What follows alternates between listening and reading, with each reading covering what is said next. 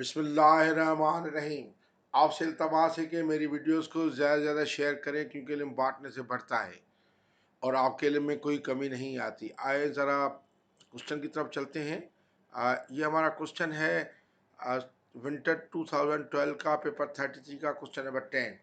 ये कह रहा है without using a calculator solve the equation iota डब्ल्यू square is equal to minus two iota whole square. 3 marks का क्वेश्चन है।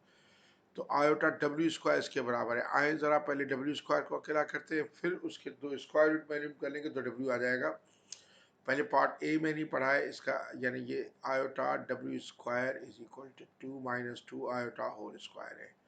तो हमें डब्ल्यू स्क्वायर की वैल्यू चाहिए, तो डब्ल्यू स्क्वायर जो आ जाएगा वो कितना आ जाएगा 2 - 2 आयोटा का होल स्क्वायर अपॉन आयोटा के। इससे डब्ल्यू स्क्वायर मिलेगा, उसके दो स्क्वायर रूट मालूम करेंगे तो हमें बोल जाएगा डब्ल्यू स्क्वायर 2 - 2 आ जाएगा 4 - 8 आयोटा प्लस 4 आयोटा स्क्वायर। देखिए इसका a माइनस बी के स्क्वायर आप एक्सपेंड करें, 2 का स्क्वायर 4, इन दोनों की प्रोडक्ट उसका ट्वाइस, ये हो जाएगा 4 इसका ट्वाइस -8 और -2 आयोटा का 4 iota square upon iota square. तो डब्ल्यू स्क्वायर आ जाएगा, आयोटा इसका माइनस होता है तो 4 - 4 हो जाएगा 0, हो जाएगा -8 आयोटा। ये आयोटा स्क्वायर नहीं है, सारी आयोटा है सिर्फ, आई एम सो सॉरी, सिर्फ आयोटा है। देखिए 4 - 8 आयोटा -4 आयोटा स्क्वायर। तो आप ये चलो 4 - 8 आयोटा और ये -4 अपॉन आयोटा, ऐसे पूरा लिखता हूँ। 4 - 4 कैंसिल, तो हमारा ये आ जाएगा डब्ल्यू स्क्वायर आ जाता है -8 आयोटा अपॉन आयोटा के, आयोटा आयोटा में कैंसिल, तो डब्ल्यू स्क्वायर आ गया -8 के। डब्ल्यू स्क्वायर -8 के आ गया तो डब्ल्यू आ जाएगा प्लस माइनस -8 का स्क्वायर रूट, ये आ जाएगा प्लस माइनस -8 का मकसद है कि -1 × 8, ये रहेगा प्लस माइनस -1 आयोटा स्क्वायर होता है तो आयोटा स्क्वायर × 8, तो ये डब्ल्यू आ जाता है प्लस माइनस √8 आयोटा, ये आंसर। अगर आप चाहें तो √8 को आप इसको और सिंप्लीफाई कर सकते हैं। √8 2 √2 में हो जाता है, यानी इसको ब्रेक करें 4 × 2 में तो ये आता है प्लस माइनस 2 √2 आयोटा। तो डब्ल्यू आ गया ये, तो डब्ल्यू हमारे दो है, एक तो 2 √2 आयोटा या -2 √2 आयोटा, या आप ये भी कह सकते हैं कि √8 आयोटा और माइनस माइनस में √8 आयोटा, आयोटा बाहर है। तो ये आपके डब्ल्यू की वैल्यू हो गई। आया सेकंड पार्ट की तरफ चलते हैं। सेकंड पार्ट कहता है बी पार्ट 1 में sketch an Argand diagram showing the region R consisting of points representing the complex number Z where modulus of Z -4 iota is less than or equal to 2। यानी ये एक circle होता है, आपको पता है इसकी लोकस सर्किल होता है जिसकी रेडियस तो 2 होगा, उसके अंदरूनी सारे पॉइंट्स और सर्कमफ्रेंस के, और सेंटर इसका जो है ना माइनस कामन लेंगे तो 4 + 4 आयोटा था, 4 यानी 4, सेंटर लेके 2 का रेडियस निकालेंगे तो वो लोकस आ जाएगा। आज रात सेट करते हैं। बी का पार्ट 1 कर रहे हैं हम इसमें से। बी का पार्ट 1 है, इससे लोकस दिया है Z -4 iota modulus is less than equal to 2। अब इसमें Z माइनस कामन लेते हैं तो यह आ जाएगा 4 + 4 आयोटा मॉडुलस लेस देन 2। अब 4 + 4 आयोटा सेंटर आ गया, और सेंटर कितना होगा 4, 4, ये सेंटर आर्गन डायग्राम में, और रेडियस कितना होगा सर्कल का 2 होगा, उसके इनसाइड पॉइंट सारे और सर्कमफ्रेंस के सारे पॉइंट्स। तो 4, 4 इधर कहीं आ गया, इसका रेडियस 2 निकालेंगे तो ये 4, 4 पॉइंट होगा, 4, 4 और ये रेडियस 2 निकलेगा, रेडियस 2 का है, और ये सर्कमफ्रेंस हो गए और सारे ये पॉइंट्स शेड हो गए, ये वाले सारे पॉइंट्स हैं, ये आंसर। अच्छा अब देखिए पार्ट बी में इसका पार्ट 2 क्या कह रहा है। पार्ट 2 इसका कह रहा है कि for the complex numbers represented by the points the region R it is given that p is less than equal to z modulus less than equal to q।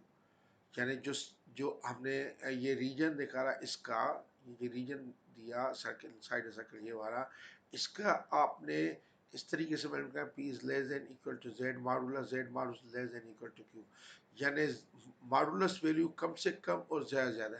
तो मॉडुलस वैल्यू जिसकी कम से कम और ज़्यादा से ज़्यादा आती है, मैं इसका दोबारा से डायग्राम निकालूंगा, और p और q आपने 3 सिग्निफिकेंट फिगर्स ने कहा है, मेरा ख्याल है कि आगे देखें। पहले मैं ये करता हूँ और कट 3 सिग्निफिकेंट फिगर लें। तो पी को यानी कम से कम मॉडुलस और ज़्यादा से ज़्यादा मॉडुलस इसका बताएं। इसको अगर मैं दोबारा निकालूं तो ये हमारा आता है, ये सेंटर है C4,4, ये O है। तो आप ये देखिए कम से कम ये C है और ये A है और ये B है। तो हमारा कम से कम जो पी आ है, कम से कम मॉडुलस वो OA के बराबर है। OA बराबर क्या होगा? OC minus AC। OC जो है, OC ये देखिए, यानी अगर ये बड़ा करके थोड़ा सा पेश कर दूँ मैं तो आपको क्लियर नजर आएगा कि OC कितना है।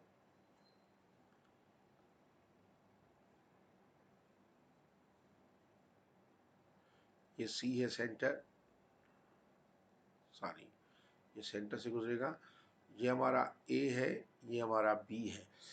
तो OC जो बेसिकली 4C तो 4,4 है, O00 है, तो OC कितना आ जाएगा? OC आ जाएगा 4 का स्क्वायर प्लस 4 का square under root minus AC हमारा रेडियस 2 है, तो ये आ जाएगा 16 प्लस 16 32 अंडर रूट माइनस 2 के। 32 अंडर रूट को ब्रेक करेंगे 16, ये आ जाएगा 4√2 - 2। 4√2 - 2 को अगर आप पॉइंट्स में लाएं तो ये हमारा आ जाता है 3.66, यानी पी की वैल्यू 3.66 आ गई। और क्यू जो सबसे ज़्यादा मॉडुलस होगा, क्यू अगर डायग्राम में देखें, देखिए सबसे ज़्यादा मॉडुलस, और ये हमेशा सेंटर से गुजरता है, ये लाइन सेंटर से गुजरती है, सेंटर से गुजर, तो सबसे ज़्यादा मॉडुलस होगा क्यू होगा ओ बी। ओ बी जो है ओ बी, ये ओ बी कितना आ जाएगा? ये आ जाएगा ओ सी और प्लस बी सी के। ओ सी भी हम कैलकुलेट कर चुके हैं, 4√2 आ रहा है, बी सी है 2, तो 4√2 + 2, इसको भी पॉइंट्स में लाएं तो ये आता है 7.66, यानी पी की वैल्यू हमने मालूम कर ली 3.66, क्यू की यानी सबसे ज़्यादा मॉडुलस जो हमारा आ रहा है वो 7.66 आएगा। और कम से कम देखिए मॉडुलस हमेशा इस तरह होता है, देखिए फिर मैं समझाऊँ आपको, हमेशा सेंटर से डायरेक्टेड होता है। तो ये डिस्टेंस C है अगर, तो ये C इधर तक A है, ये O है, ये 2 है, ये 2 है मिल गया, और OC मिल गया 4√2। तो ये जो OA आएगा वो आएगा 4√2 में से 2 माइनस किया हमने, और ये जो ये ज़्यादा मॉडुलस ये हमारा B है, सपोज OB आएगा तो वो आएगा OC प्लस BC रेडियस से 2, तो एक आएगा 4√2 + 2 और दूसरा आएगा 4√2 - 2, ये आ गया। आज इसके सेकंड पार्ट में चलते हैं। सेकंड पार्ट इसका क्या कह रहा है? सेकंड पार्ट इसका कह रहा है an alpha is less than equal to argument z and argument z is less than equal to beta. और ये देखिए कहता है कि अल्फा और बीटा मालूम करें, यानी जेड जो इसमें आ रहा है कम से कम मॉड्यूल आर्ग्यूमेंट जेड का क्या होगा अल्फा, और ज़्यादा से ज़्यादा आर्ग्यूमेंट जेड का क्या होगा बीटा, ये भी दोनों मालूम करें। और अल्फा बीटा देखिए अल्फा बीटा डिग्रीज में इधर नहीं होगा क्योंकि कोई निशानी नहीं है, तो रेडियन समझा जाएगा, और 3 सिग्निफिकेंट फिगर में। इसके लिए मैं थोड़ा सा बड़ा डायग्राम करता हूँ, या वही डायग्राम करूँगा लेकिन सेपरेट करूँगा। डायग्राम सेपरेट इसीलिए कि थोड़ा सा आप लोगों को समझ आ सके। ये देखिए बेसिकली ये तो सेंटर है 4,4 सी, तो सी सेंटर है। आप देखिए सबसे ये हमारा ओ सी, इसका जो है ये तो इसका आएगा थीटा आर्ग्यूमेंट।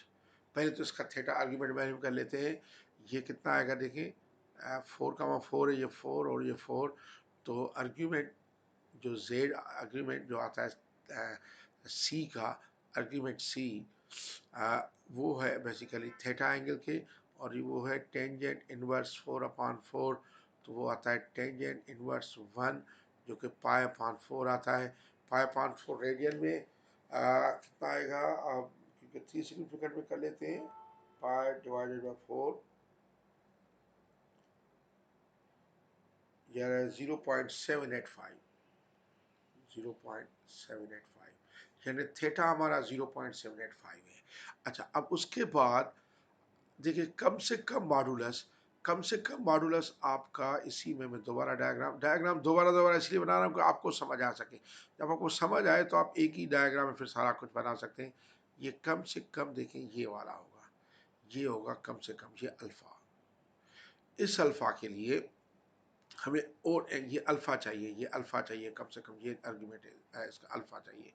तो अल्फ़ा की वैल्यू कैसे मालूम करेंगे? हम क्या करते हैं कि ये देखें, इधर मैं अगर डायग्राम निकालूं तो ये अल्फ़ा है, ये अल्फ़ा।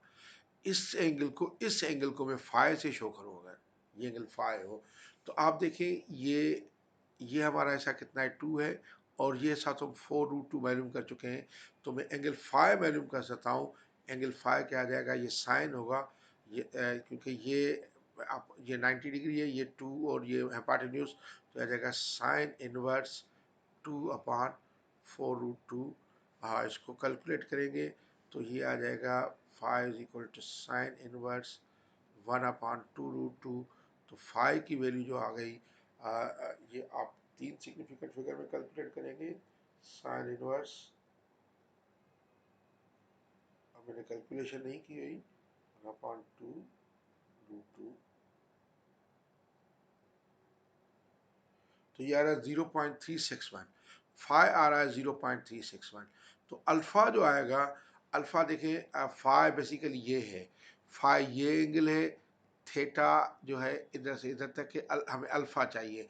तो अल्फ़ा जो आएगा वो यकीनन होगा थीटा माइनस फाई के।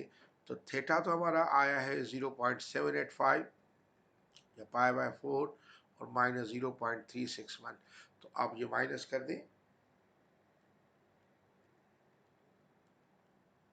तो ये आ रहा है 0.4236 या 0.424, 0.424, 0.424, ये हमारा अल्फा आ गया, 0.424 ये।